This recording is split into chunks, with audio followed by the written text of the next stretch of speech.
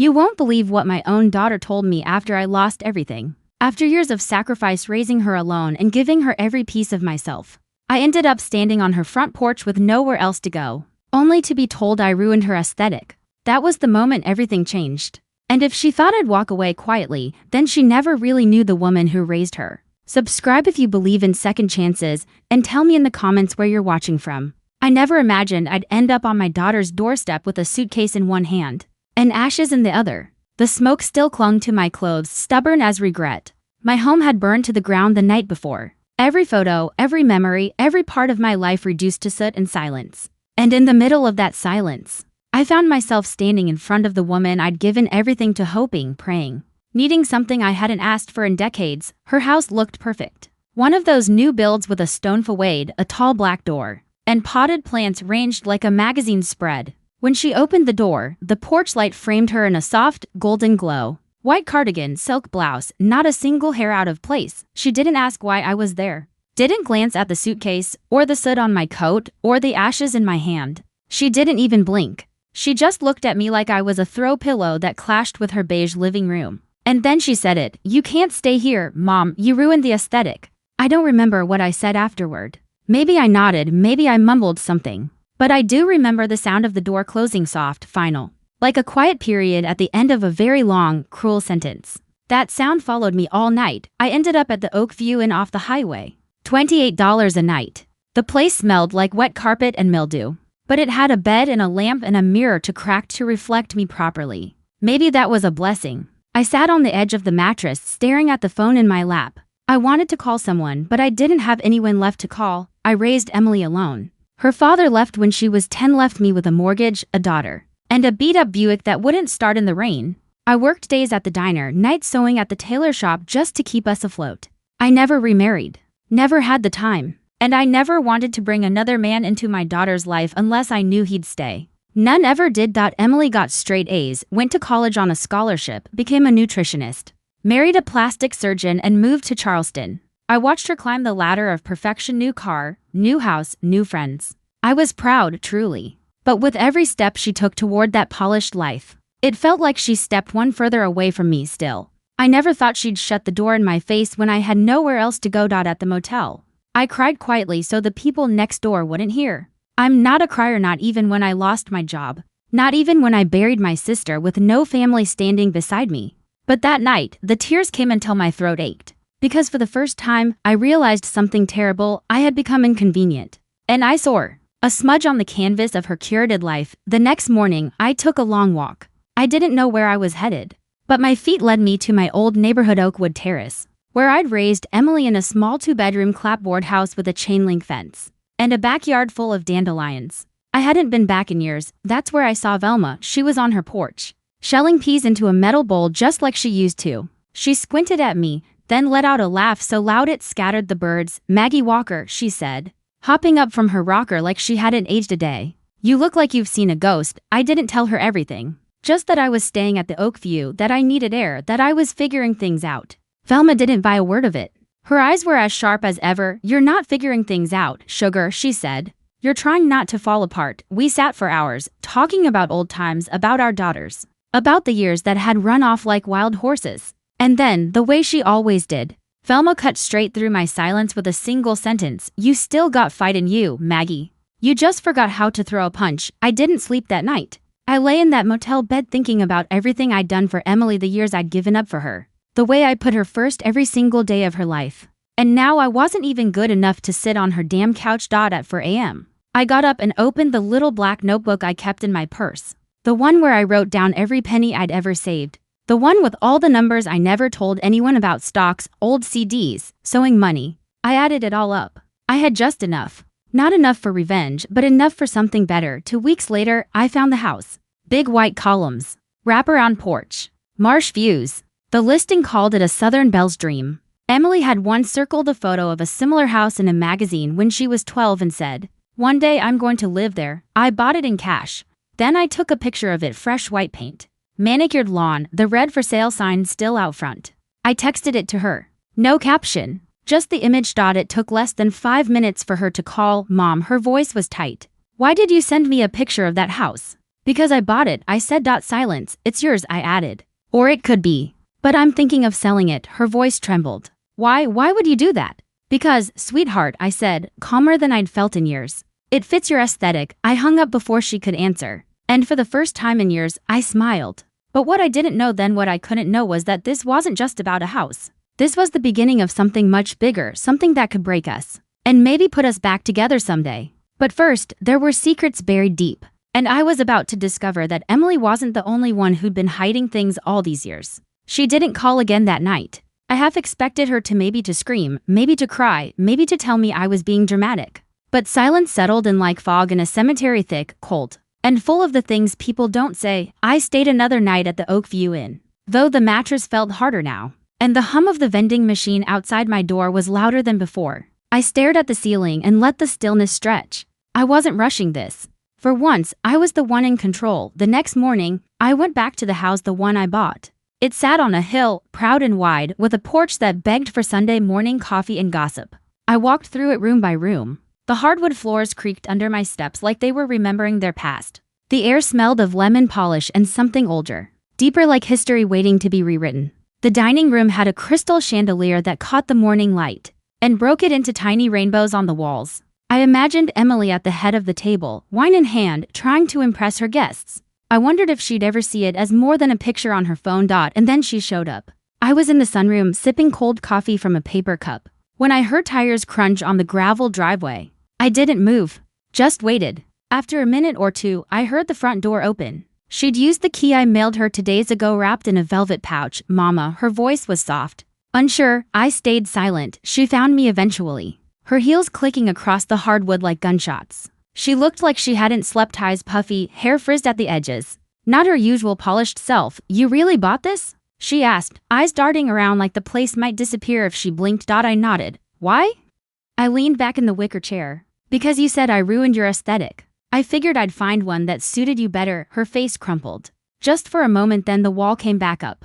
She straightened her shoulders. This isn't funny. Mom, I'm not laughing. You sent me a picture of a house you knew I'd love and then put a for sale sign on it. I thought you liked signs. She blinked. Is this revenge? No, I said. It's a mirror. We sat in silence for a long time. Finally, she whispered, you don't understand how things are now. My world, it's curated, structured. Everything has a place, a look, a standard. She swallowed. And I don't fit in that, I said quietly. No, she said, voice thin. You're unpredictable. You say things. You don't think about how it sounds, and you don't try to blend in. I stared at her. I didn't raise you to blend in. I raised you to stand tall. She looked away. Is that why you've been rewriting things? I asked, my voice low. Her head snapped back toward me. What are you talking about? You told people your father left and never looked back. I held her gaze. But that's not the truth, is it? Her mouth parted slightly, but nothing came out. I stood and walked over to a drawer I'd filled earlier with the contents of a dusty box from my old house. I pulled out an envelope, worn, bent at the corners, and handed it to her. She hesitated, then took it.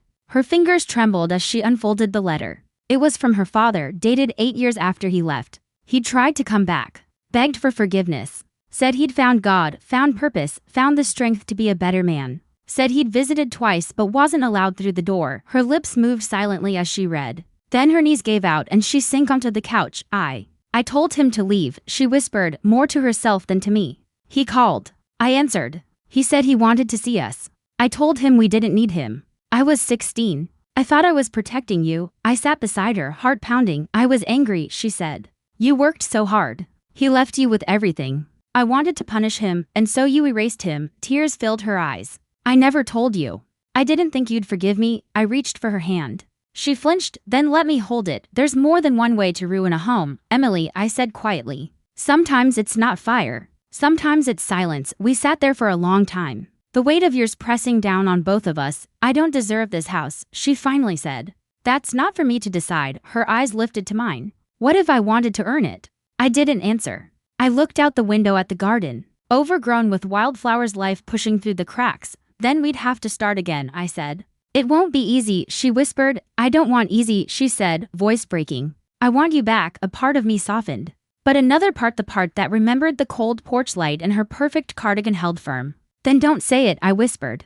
Show it, she nodded. And just like that, the first brick in the wall between us cracked. But as I would soon learn, The house wasn't the only thing full of secrets, there was one more envelope in that box. And it would change everything. It was a yellowed envelope sealed with brittle tape, buried at the very bottom of the box. I hadn't noticed it until the day after Emily left the house in tears, promising to try. Funny how a single piece of paper can wait patiently for decades, never moving, never aging, until the exact moment it's meant to break you wide open. I stared at it for a while, sitting at the small breakfast nook where the morning sun hid just right. Outside, the wind tugged gently at the for sale sign I hadn't bothered to take down yet.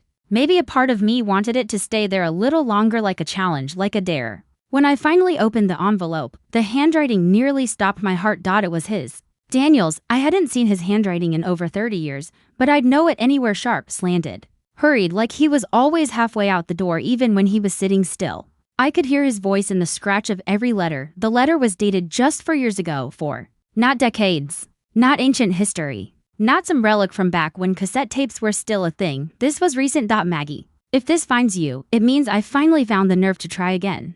I don't have the right to ask you for anything, but I've spent the last 10 years trying to make peace with the man I used to be. I was a coward. I let my fear and my failure eat me alive. But I want you to know leaving you was the worst mistake of my life. I tried to come back twice. Emily wouldn't let me through the door. She said you were better off, that you'd moved on, that I'd only bring pain. I stopped reading. My hands trembled.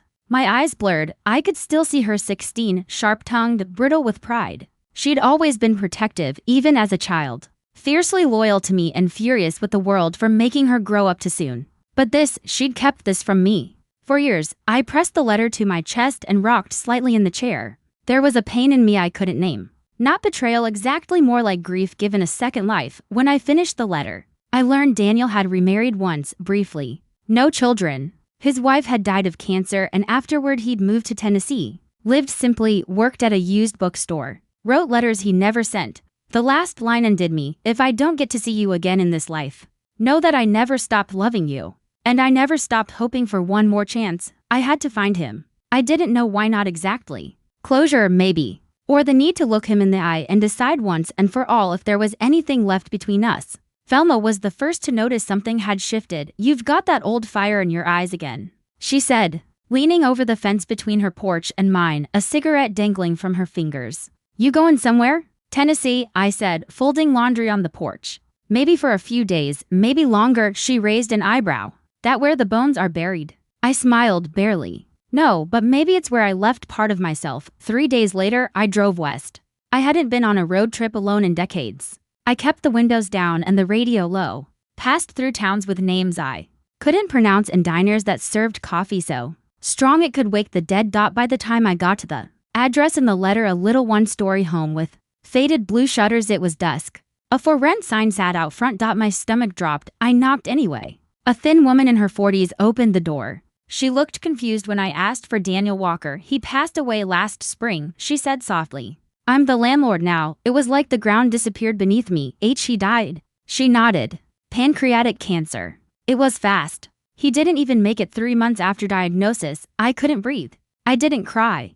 I just stood there, numb. Then the woman said, Are you Maggie? I blinked. Yes, she smiled, warm and kind. He talked about you all the time. Said you were the one that got away. He left something for you. She led me inside. The house smelled like old books and lemon oil. On a shelf near the window was a small wooden box, carved with tiny birds. Inside were photos of me and Emily from years ago, a pressed flower from our wedding, and another letter. This one was shorter. You were my lighthouse, even when I drifted. I hope you found happiness. I hope you knew, deep down, that I always loved you. And if there's still a chance, wherever I am, I'll be waiting. I don't remember the drive back, only that the sun was rising by the time I reached Charleston again. I pulled into the driveway of the house and sat for a long time. Emily's car was already there. She was sitting on the porch steps, knees pulled to her chest, makeup streaked down her face. When I got out, she stood but didn't speak.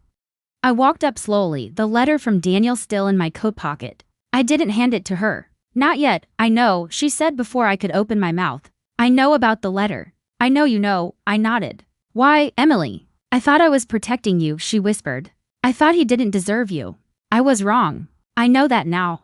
I searched her face, really looked tanned. For the first time in years I saw the little girl who used to curl up beside me when the power went out. The one who believed I could fix anything. I forgave him, I said. She choked out a sob. Can you forgive me? I didn't answer. Not yet, because real forgiveness isn't a lightning bolt. It's a slow rain. It takes time. And I needed her to feel it, earn it, carry it the way I carried her. The truth was out now.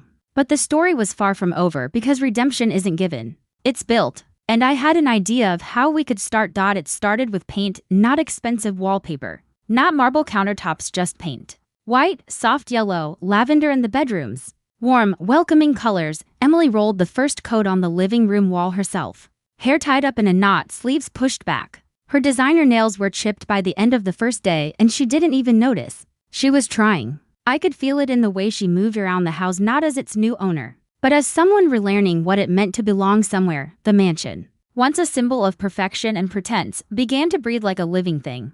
The curtains came down. The gleaming Art Deco chandeliers were swapped for soft Edison bulbs. She even let Velma choose the kitchen tile. Lord help her. We worked side by side, me, Velma. A few old friends from the neighborhood who hadn't seen Emily since she wore braces. They all came back. Not for her name, but for what the house was becoming, not just a home, but a haven. We named it Rose Harbor, a transitional residence for older women cast aside by family, abandoned by partners, or simply left behind by the world.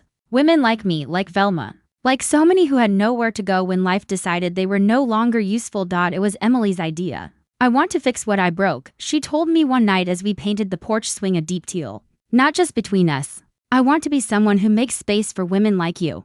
Women like us. I didn't say much. I just kept painting. But something in me softened. A knot in my chest slowly came undone. 3 months later, the house opened its doors. We held a gathering on the front lawn. Nothing fancy, plastic chairs, lemonade, peach cobbler. A band of high school kids from down the street. I wore the same navy dress I'd worn to Emily's graduation. It still fit. Emily stood on the porch and addressed the crowd. My mother built me a life when she had nothing, she said, her voice shaking. I turned my back on her when all she asked for was a place to sleep.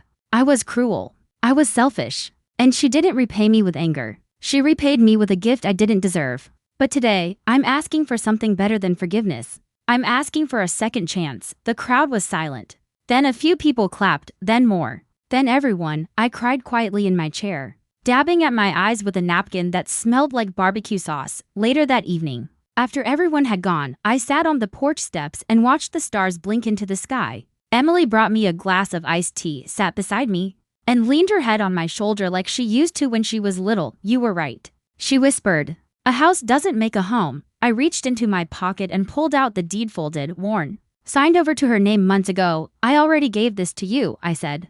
But I want you to really understand what that means. She stared at it. You get the house, I said. But Rose Harbor stays. The women stay. The mission stays. She nodded, tears slipping silently down her cheeks. I won't let you down again. I squeezed her hand. Then we'll be fine. A week later, a letter arrived. No return address. Inside was a photograph, me and Daniel at a summer picnic when Emily was 30. We were smiling at each other like no one else existed. On the back, in that same slanted handwriting, were 6 words, you made it home. I knew. I don't know who sent it. Maybe one of his bookstore co-workers. Maybe God, maybe just the wind carrying things where they're meant to go. All I know is the house is never quiet now. There's laughter in the halls, stories shared in rocking chairs on the porch. Women dancing in the kitchen at midnight. There are scars here, yes, but also healing. Also grace. Emily still gets frustrated sometimes. She hasn't lost that sharpness. But she laughs more now, holds me tighter when she hugs me. And when she introduces me to new residents, she says, "This is my mother, Margaret. She's the reason all of this exists," and I smile because I am. I was never a perfect mother, but I was her mother. And in the end, that was enough to build something that mattered, something beautiful. Something that didn't just fit an aesthetic. Something that saved us both. It had been exactly 6 days since Emily's confession on the porch. 6 days since she said the words I'd waited 30 years to hear, I want you back. But what she didn't know, what no one knew, was that I wasn't ready to be back just yet. You see, healing isn't just about putting the broken pieces together. Sometimes it's about staring at the shattered mess long enough to understand why it broke in the first place. And for me, that meant going back to the beginning. I hadn't visited Oakwood Terrace in nearly a decade. But on that 7th morning, I found myself driving down its cracked streets, past the overgrown lots and rusted mailboxes. That neighborhood raised me as much as I raised Emily. And buried beneath its peeling paint and forgotten porches were answers I didn't know I still needed. The house I'd raised Emily in was still standing barely. The paint had long since flaked off, the fence leaned like it was tired of standing. But the tree in the front yard, the one she used to climb every summer, was taller, stronger, blooming with white blossoms that looked like little bursts of hope. I stepped out of the car and just stood there, and that's when I saw her, Mrs. Loretta Mason. She'd lived across the street when I was still packing lunch boxes and patching jeans. She had to be in her 80s now, but she looked just as elegant as ever, sitting on her porch with a wide-brimmed hat and a mug of tea like time hadn't dared to touch her. "Maggie Walker," she called out. "Is that you?" I laughed through the lump in my throat and walked across the street. We talked for hours about the old days, about how the neighborhood had changed, about how we had changed. And then out of nowhere, she said something that froze me in my chair. "I always wondered what really happened between you and Daniel." I stared at her. "What do you mean?" She sipped her tea. Slow, deliberate. "I saw him. A few years after he left, he came by the house asking if I knew where you'd moved. Said he was trying to find his girls." My heart pounded. "You never told me." She looked down, guilty. "I didn't want to stir up pain. But now that I see you again, I think maybe that was wrong. Maybe you needed to know he tried." That was the second time someone told me he came back. And it finally clicked. Emily didn't just close the door on her father. She buried the truth. All of it, out of pain. Out of fear. Maybe out of love twisted and misdirected. But it had left me living in a false version of my own story for decades. I went back to the house. Not the old one, my house. The one I bought with the porch swing and the columned front. The one that still had the for sale sign out front, leaning slightly now from the wind. When I stepped through the door, the air felt heavier. I don't know if it was the weight of memory or the truth finally sinking into the walls. But I knew what I had to do next. I went up to the attic. Not many people knew about it, not even Emily. It was tucked behind a narrow door near the back of the upstairs hallway. The space was unfinished, dusty, with beams overhead and the smell of cedar and thyme, and that's where I found the box. I hadn't opened it since the week after the fire, the one that burned down my old rental and forced me to Emily's porch in the first place. It had survived the blaze because it was in the trunk of my car, along with a few saved items I never unpacked. I'd stashed it here when I moved the rest of my things in quietly. Inside, photos, letters, receipts, and a folded piece of notebook paper torn at the edges. It was Emily's handwriting. "Mom, if you're reading this, I guess I couldn't say it to your face. You loved me so hard that I didn't know how to love you back. Every success I had felt like a debt I owed you. Every mistake you made felt like a wound I couldn't stop picking at. I didn't understand what you gave up for me until it was too late." My knees gave out. I sat on the attic floor, the box beside me, and wept. Because for the first time, I saw her not as the woman who slammed a door in my face, but as the girl I raised, the girl who had been carrying just as much pain as I had. Only hers had turned into walls, and mine had turned into distance. That night, I didn't call her. I did something else. I took down the for sale sign. The next morning, I went to a lawyer. I signed the deed over to Emily's name, but not just as a house, as a responsibility. It came with one condition: the home must be turned into a nonprofit residence for women who've been displaced, rejected, or left with nowhere to go. It wasn't a trap. It was a lifeline. I sent the papers to Emily with a note that read, "Your aesthetic doesn't define your worth, but maybe now it can help rebuild someone else's." The following day, I heard a knock on the door. Emily was standing there, no makeup, no pretense. Just tears in her eyes and a folder in her hand. She handed me the papers, signed. "I want to help them," she said. "I want to start with you." And just like that, the door that had once slammed shut opened again, but this time, it opened for so many more. There's a moment right before dawn when the sky turns that deep velvet blue, and everything feels suspended. Not quite night, not quite morning, just stillness, like the whole world is holding its breath. That's when I stood on the front porch of Rose Harbor, coffee in hand, watching the fog roll in from the marsh. The house was quiet, peaceful for now. Inside, 2 women were asleep in rooms we'd prepared just the day before. Sandra had been kicked out of her son's home after she broke her hip and became too much work, and Denise, a former teacher who'd lived in her car for nearly a year, after her husband drained their retirement and vanished. They weren't statistics to me, they were me, and they were the first. Emily had taken the papers and run with them. She hired a nonprofit consultant, reached out to city leaders, met with social workers. She even set up a small fund to cover initial living expenses. Every decision, every plan she brought to me first. "Does this feel right, Mama?" she'd ask. I never thought I'd hear her say that again. In between meetings, she helped clean rooms, paint furniture, even drove the old church van across town to pick up donations. And each day, she'd ask me questions, real questions, not the polite, hollow kind that come with small talk, but the kind that meant something. "What did you dream about before you had me?" Did you ever want to just run away? Did I make you happy? That last one took my breath away. I looked her dead in the eye and said, "You were the best and hardest thing that ever happened to me." She didn't flinch, she nodded. That's when I knew she was changing, and maybe so was I, but the past wasn't done with us, not yet. 3 weeks after Rose Harbor officially opened, I received a call from a number I didn't recognize. Nashville area code. My stomach dropped. The voice on the other end was soft, shaky. "Is this Margaret Walker?" "Yes, I'm so sorry to call like this. I'm Daniel's nurse. I cared for him before he passed. He asked me to reach out if we ever found your number." I sat down slowly, heart pounding. "He spoke about you every day," she said. "But there's something else. He left something behind for you. Something private." 2 days later, a package arrived at Rose Harbor, small, wrapped in brown paper. Inside was a leather journal, aged and worn, the spine nearly falling apart. On the first page, in bold, familiar script, "To the woman who carried me in her heart, even when I was too lost to return." I didn't open it right away. I waited until nightfall. Until the house was quiet and the tea was hot and the lights were low. Emily sat across from me on the floor, cross-legged, waiting together. We read every word: his regrets, his memories. The moment he chose to leave, the moment he tried to come back, the letters he never mailed. The day he stood in the shadows outside Emily's high school graduation, watching from a distance because he didn't know if he deserved to be there. He had seen us, he had never stopped seeing us. At the very end, he wrote, "If this journal finds its way to you, it means I finally got something right. Tell Emily I never stopped loving her. Tell her I forgave her. Tell her I understand." Emily pressed her forehead to the pages and cried, not like a child, not like someone broken, but like someone finally free. We buried the journal under the magnolia tree out back. Beside the bench we'd painted soft blue. We didn't mark the spot. We didn't have to. Time went on, more women arrived, each with a story, each carrying burdens heavier than anything leather or canvas could hold. And every time I heard one of them whisper, "I didn't think anyone would take me in," something inside me stretched wider. Emily became their advocate, I became their storyteller, and together, we became something neither of us had ever really known before. One night, as we sat on the porch swing, her feet tucked under a blanket, my hand resting over hers, she asked, "Do you think he knows what we've built?" I looked toward the house glowing from the inside. Laughter drifted from an open window. Someone was playing soft jazz in the parlor. "I think he does," I said, and I meant it, because redemption isn't always loud. It doesn't march in like a parade or slam down like thunder. Sometimes it looks like a woman walking through your front door with shaking hands and tired eyes, finding a bed with fresh sheets and a handwritten note on the pillow that says, "You are home."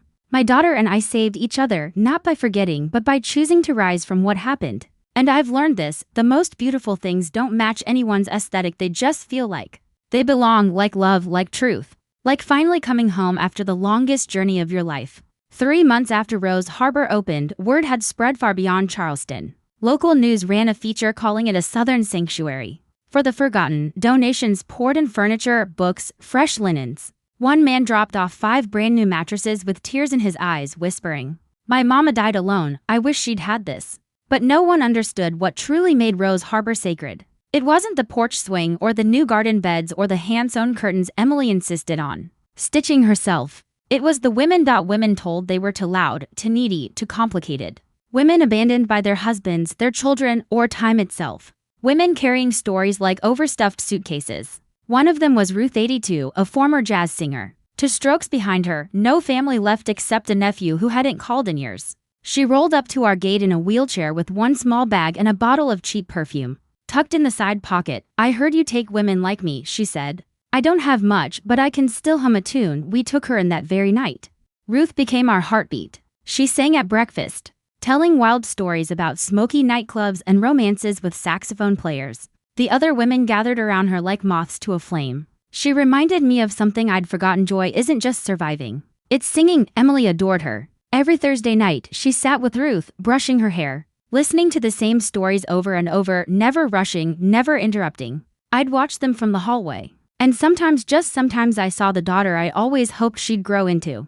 But not every moment was gentle. One night, Ruth collapsed in the hallway, her breathing shallow, her eyes rolling back. Emily froze. I didn't. I knelt beside her, called for help, held her hand until the ambulance arrived. As they wheeled her out, she looked at me through glassy eyes and whispered, "Don't let me go." In silence, I didn't sleep that night. Neither did Emily. We sat in the kitchen the way we used to when she was a little girl, with nightmares, hands wrapped around steaming mugs we never drank from. "She's dying," Emily said. Her voice flat. She's living, I told her. Right now and until her last breath, we treat her like she matters. Emily stared at me wide-eyed. Wounded, I was so scared, she whispered. She looked like you, and that's when it hit me this wasn't just about Ruth, or the house, or even Daniel. This was about the fear my daughter had carried her whole life. The fear that one day I'd disappear and she'd be left with nothing but guilt and regret. That fear had once made her cruel. But now, it was making her brave. Ruth made it through the night. And the next. 5 days later. She came home with an oxygen tank and a playlist of Ella Fitzgerald songs we played every afternoon. She was weaker, quieter, but she was still Ruth. On her final morning, she asked for one thing: let me go out singing. We dressed her in a blue velvet robe and settled her on the porch swing with a blanket. Tucked her on her legs. The sun was just rising when she drew a breath and sang the first few trembling lines of Misty. Her voice was soft, wavering, but it was still hers. By the time the last note faded, she was gone. Emily held her hand the entire time. We buried her ashes in the garden beneath the rose bush we'd planted for her. The women each placed a flower on the soil. Emily read a poem she'd written by hand. And I wept openly. Not just for Ruth, but for all of us who had ever been told we were too much or not enough. That night, Emily crawled into my bed the way she did when she was 5. No words, just tears, silence, and that deep, aching kind of love that doesn't know where else to go. I held her until she fell asleep. The next morning, I found her in the sunroom, coffee in hand, staring out the window. I want to write about this place, she said. The stories, the women, everything. I smiled. Then start with your own. She turned to me. You think anyone would want to hear it? I leaned in and kissed her forehead. Emily Walker, I said. Your story is the one that built this house, and I meant it. Because in the end, it wasn't vengeance that healed me. It wasn't the house. It wasn't the letter. It was her choosing to become a woman who didn't just apologize, but changed. And through that change, she gave me something no one else ever had, not just a second chance, but the life I should have had all along. A week after Ruth's funeral, I found myself alone in the sunroom, sorting through the last of the donation boxes. Crocheted blankets, gently used robes, a handwritten note from a church group in Savannah, every stitch made with love. I held one of the blankets to my chest. It smelled like lavender and memory. It had been for months since I'd bought the house. For months since Emily told me I'd ruined her aesthetic. For months since everything in my life turned upside down and somehow, through all the heartache, settled exactly where it needed to. But peace is funny. It doesn't come with fireworks or fanfare. It comes quietly when you least expect it, like when Velma barged in waving a newspaper. Guess whose front page news again, sugar? She slapped the Charleston Gazette onto the table. There we were, me, Emily, and a group of women from Rose Harbor, arms around each other in front of the porch, grinning like fools. From rejection to redemption, the home-changing lives in Charleston. I stared at the photo for a long time. Not because I liked looking at myself, I still didn't, but because I barely recognized the woman in the picture. Not the hair, not the dress, the expression. I looked happy. Later that afternoon, someone knocked on the door. It wasn't a delivery, not a social worker. It was a boy, maybe 16, thin, nervous, clutching an envelope like it might explode. You Margaret? He asked. I nodded. He handed me the envelope, then bolted down the steps before I could say a word. Inside was a letter not typed, but written in pen, in careful script. Mrs. Walker, you don't know me, but I knew your husband. Daniel worked with my mother at the bookstore. He talked about you a lot. Said you were the strongest woman he ever met. He gave me this letter months before he passed. Told me to deliver it when the time felt right. I didn't understand what he meant until I saw the news article about Rose Harbor. Now I know. I hope this gives you peace. I sat down slowly. My fingers trembled as I unfolded the paper. Daniel's handwriting was messier this time, weaker, but it was his. Maggie, if you're reading this, it means someone braver than me brought it to you. I wish I could have sat beside you, held your hand, and said these words out loud. But life rarely gives us the endings we want, only the ones we make. I know what I did. I know what I left behind. And I know I didn't deserve your forgiveness, but you loved me anyway. I see that now in this house, in what you're building. You turned rejection into refuge, pain into purpose. You turned our unfinished story into something beautiful. I'm sorry I couldn't stay. But maybe in some strange way, you've brought us all home. Always yours, D.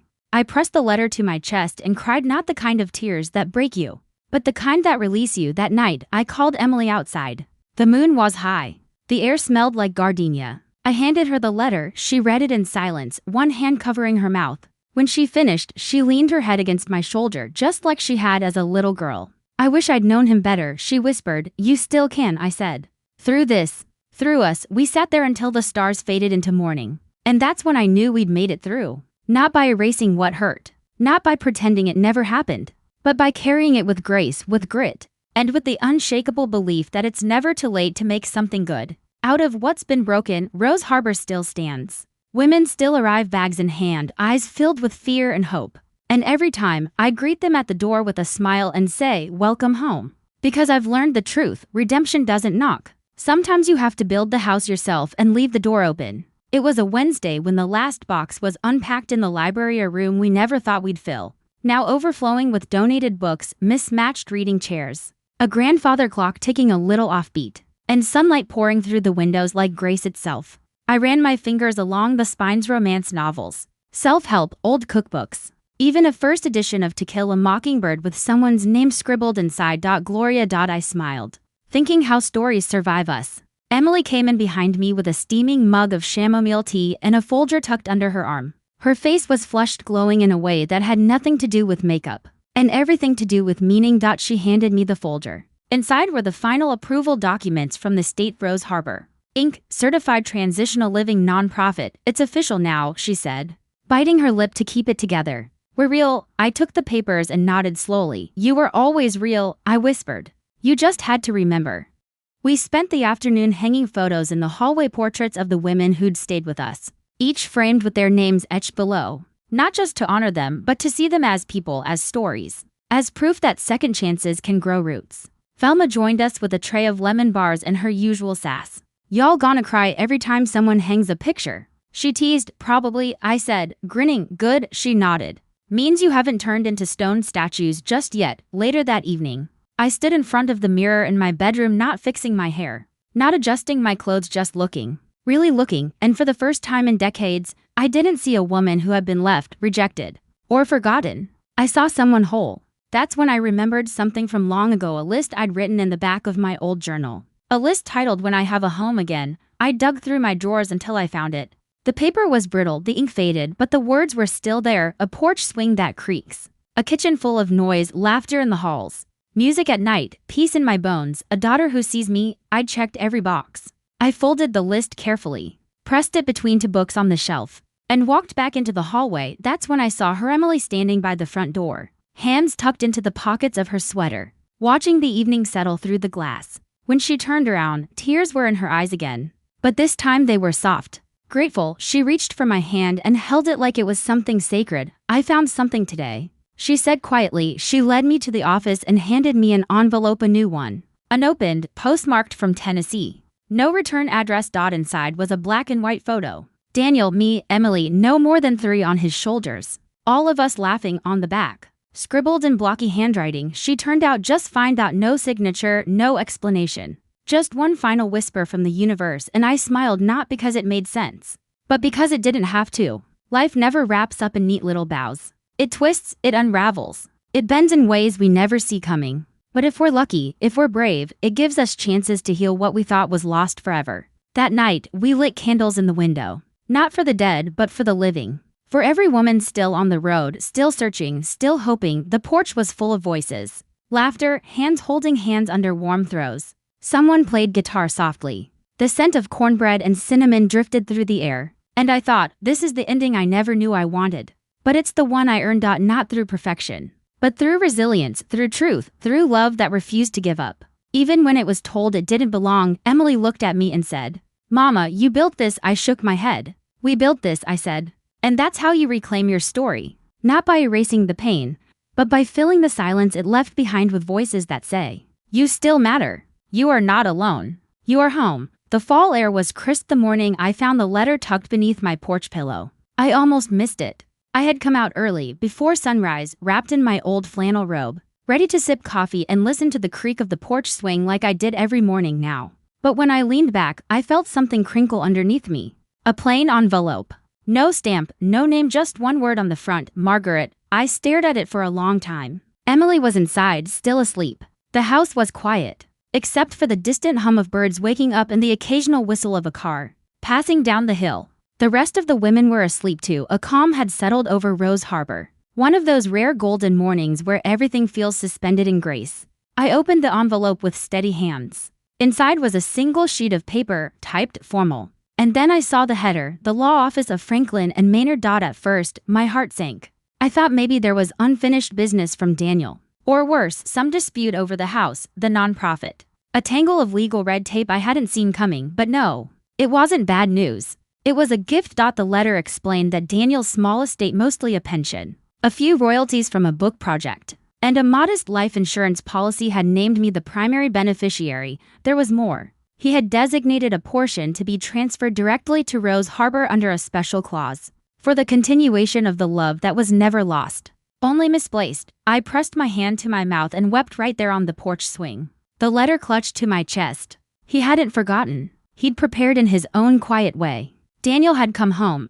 Later that day, I told Emily. She didn't say a word, just wrapped her arms around me so tightly I thought my ribs would crack. He never stopped trying to fix it, did he? She whispered. No, I said. And neither did you. With the inheritance, we expanded Rose Harbor, added 2 more bedrooms, a new communal kitchen, a small writing room overlooking the marsh. Emily's idea. We called it Daniel's room not because of guilt, but because of hope. Word traveled fast. Within weeks, we had interviews lined up, more funding. Even a woman from the New York Times called. Emily handled it all with grace. I watched her on the phone, clipboard in one hand, glasses perched on her nose.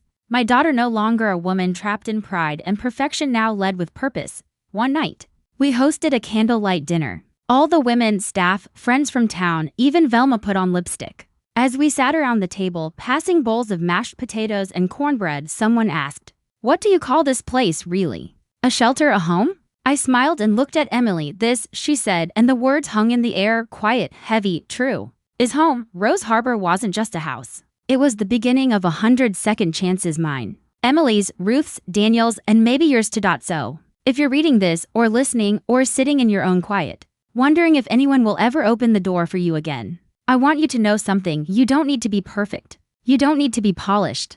You don't need to match the aesthetic. You just need to keep going, because somewhere out there a door is waiting to open. And someone is standing on the other side, whispering the words that saved my life. Welcome home. Thanks for listening. Don't forget to subscribe and feel free to share your story in the comments. Your voice matters.